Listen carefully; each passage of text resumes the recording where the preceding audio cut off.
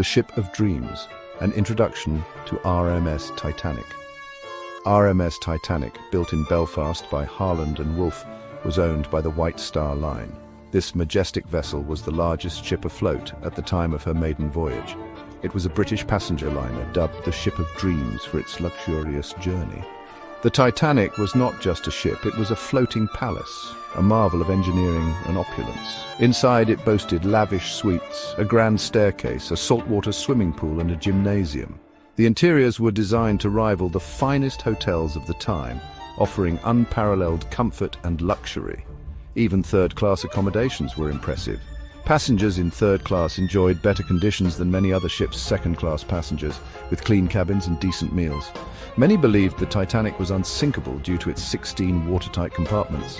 These compartments were designed to keep the ship afloat even if multiple sections were breached.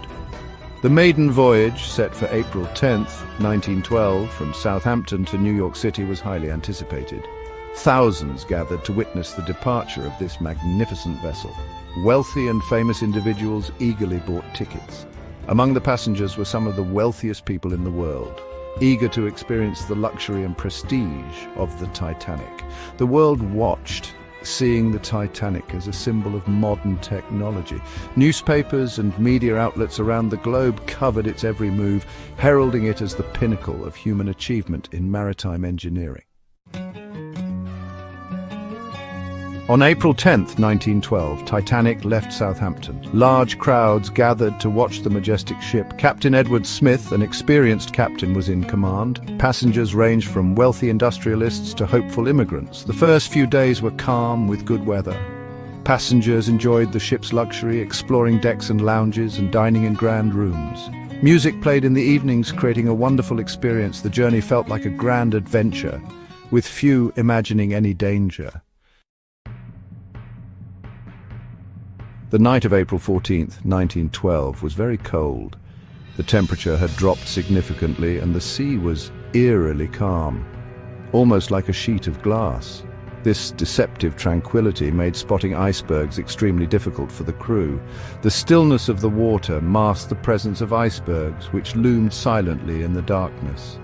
Despite the clear night, the lack of waves meant there was no telltale white foam at the base of the icebergs to give them away. Throughout the day and evening, several ice warnings were received by the Titanic's radio operators. However, not all of these crucial messages made it to Captain Smith. Some were delayed and others were simply overlooked in the busy communication room. At 11:40 p.m., the lookouts in the crow's nest finally spotted a large iceberg directly ahead of the ship. They immediately rang the warning bell and telephoned the bridge, but precious seconds had already been lost. Despite the crew's frantic efforts to turn the ship and reverse the engines, the Titanic could not avoid the iceberg. The ship managed to swerve slightly, but it was too late. The starboard side of the Titanic grazed the iceberg, causing a series of punctures along its hull.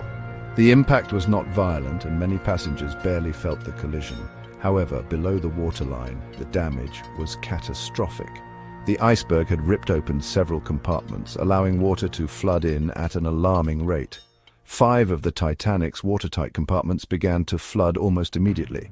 The ship was designed to stay afloat with up to 4 compartments breached, but with 5 flooding, the fate of the Titanic was sealed. Captain Smith and the ship's designer, Thomas Andrews, quickly assessed the damage. They realized with a sinking feeling that the Titanic would not survive. The ship was doomed to sink, and they estimated it had only 1 to 2 hours left afloat. This grim realization prompted immediate action. The crew began to prepare the lifeboats and alert the passengers. Urgency filled the air as everyone understood the gravity of the situation. The race against time had begun. A race against time, the evacuation begins. The order to uncover lifeboats was given, and crew members woke passengers. Many were confused, not understanding the danger. The ship's wireless operators sent distress signals, but the closest ship, SS Californian, did not respond. The rule of women and children first was enforced, but many lifeboats were not full. Some passengers were afraid to leave the ship, believing it was safer. The evacuation was slow and disorganized, with not enough lifeboats for everyone.